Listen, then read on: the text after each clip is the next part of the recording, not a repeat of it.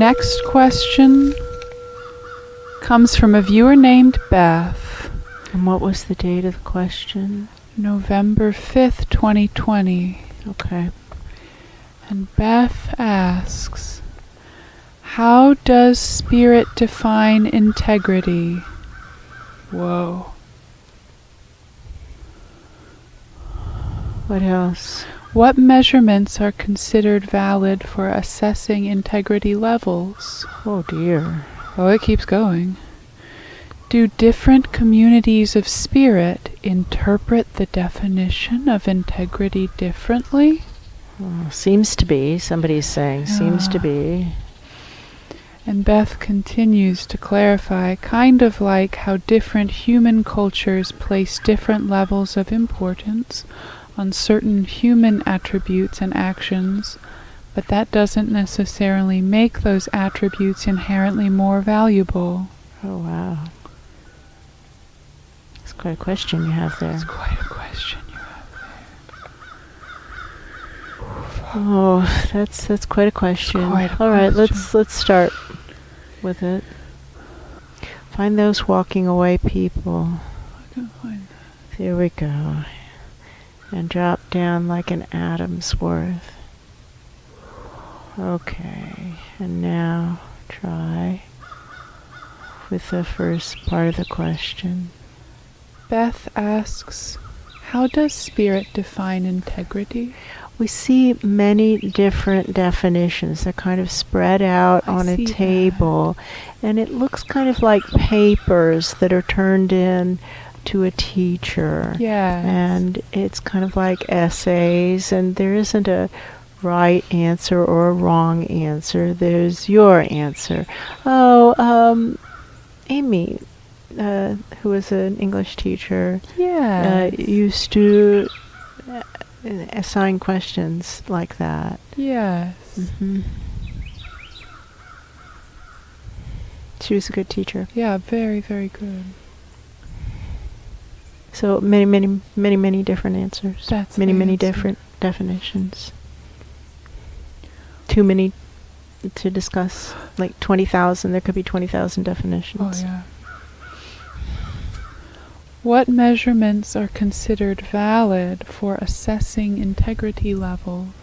Our actions and inactions show who and what we really are. Talk is cheap. Yada yada. It's our actions and inactions show who and what we really are. Somebody's very sure of that. Yeah, I hear you. And they're talking about how this interacts with the various definitions of divinity, and so, the various definitions of integrity. And so if there is a life presence who's trying to live to the definition of integrity that has been presented to that life presence, and their actions and inactions are consistent with that definition of integrity, then they are being their box is checked off as yes, you're living in integrity, because they're trying to live with the definition that has been presented to them. Does that make sense? Yeah.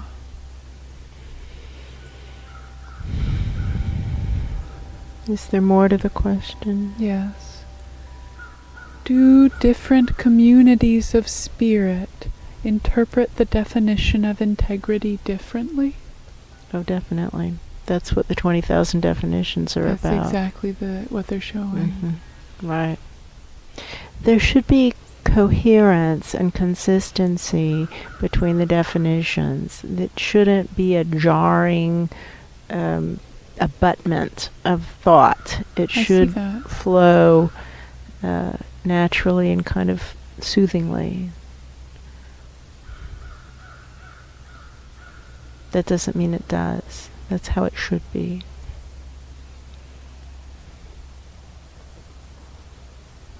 Frame his message. Why do you ask? Is there more? That's it. Did we answer the question? Can we have the whole question again? Thank you. Beth asks, how does spirit define integrity? Lots of different ways.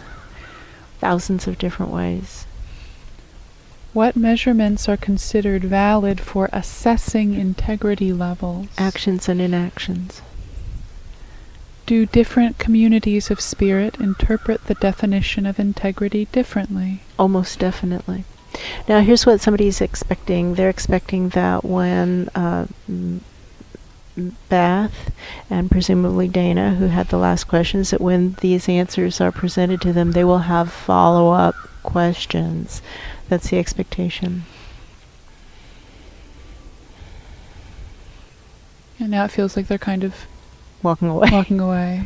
Yeah. So that's all they're going to say. It's like, you asked this question, we answered this question. If you want a better answer, you're going to have to ask a better question. That's the feeling.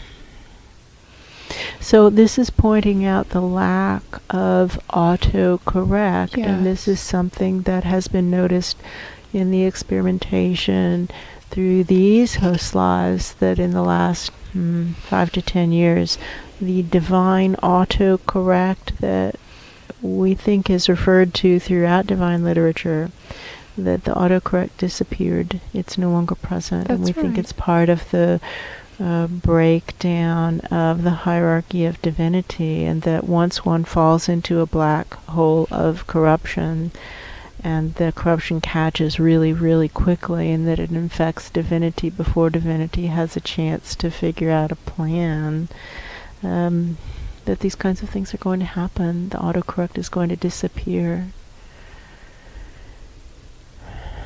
And so to be proactive about it, and Beth is also part of the 1,000,000,000 million souls here with the same soul plan, as is Dana. As is She's Dana, part of actually, the 1 million souls here with the same soul plan to inspire a divine miracle to stop the destruction in a fair and just way.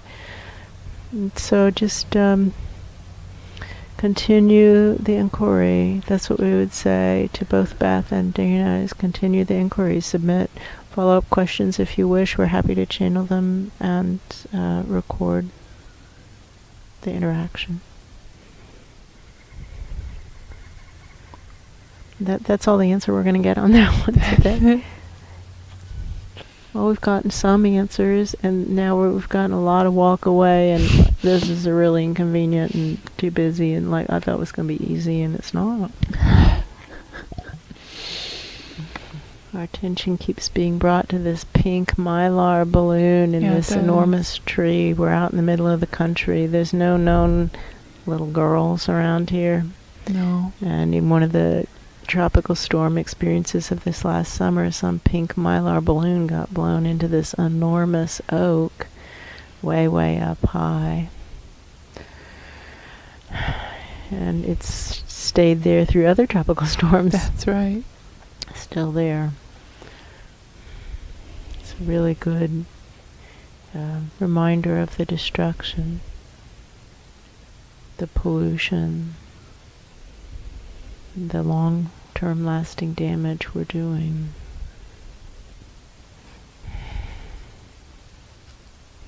Is there another question in the bell? Yes, there is.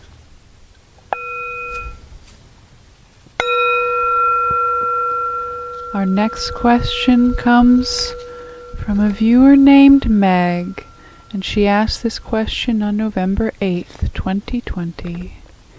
And Meg asks, "Will you please tell me how to think about the extraterrestrials? Why are they here? How does this fit into the divine plan?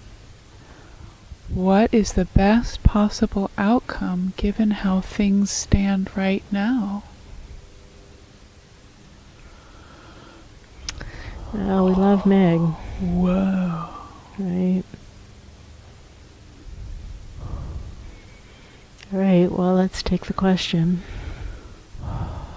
The first part of the question is, will you please tell me how to think about the extraterrestrials? Well, it's unclear who's speaking, but it's somebody who knows Meg but isn't necessarily personally affiliated with Meg. Just kind of like has seen Meg in the workplace. That's how it feels. And He's saying you've got to think about all presences as not really being fundamentally different. Extraterrestrials are like humans and like other astral presences. Nobody's fundamentally different, and there's a wide variety of intentions and awarenesses amongst extraterrestrials as there is amongst terrestrials. It's really no different. And given that all of this is occurring inside an ambient container of corruption, you can kind of go with the odds, unfortunately, and assume that the extraterrestrials that are coming into your experience are not much better than humans, unfortunately. Sorry to be the bearer of such bad news.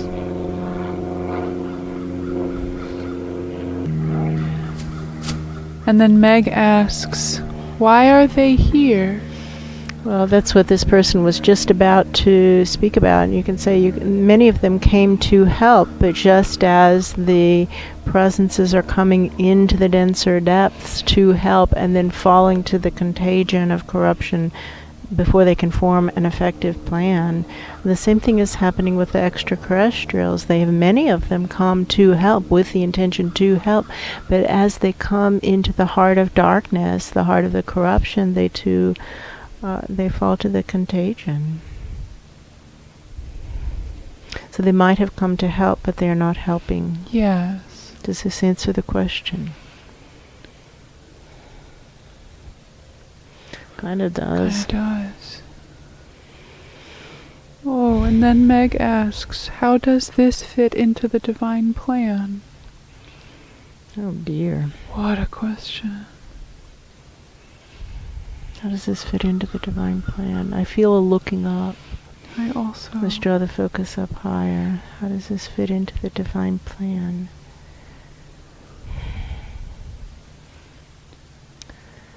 Well, somebody is saying, and they're saying it to a third party. It's like it's an aside to someone in their own level. Is, well, when we get around to putting together a plan, we'll have to take that into consideration. I feel that feeling.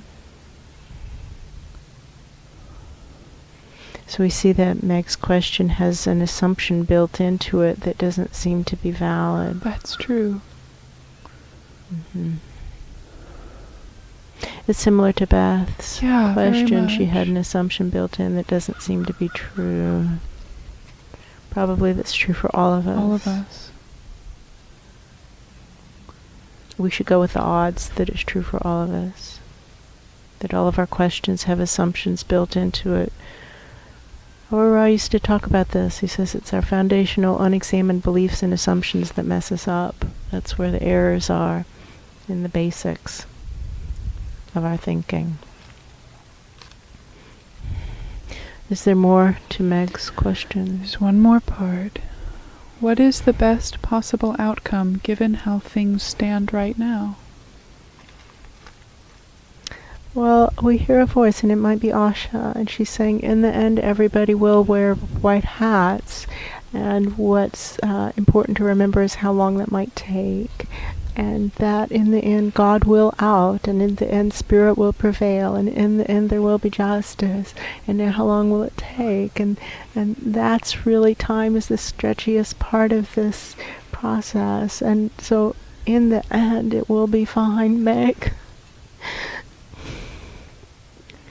And now the question is, can we shorten that time, that length of time it will take for everything to be fine? And that's where the work is, and that's where life occurs, in the effort to shorten the time between now and when everything is all right again.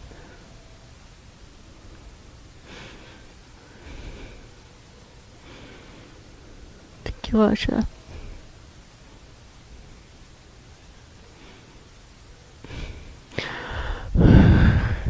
Thank you, Asha.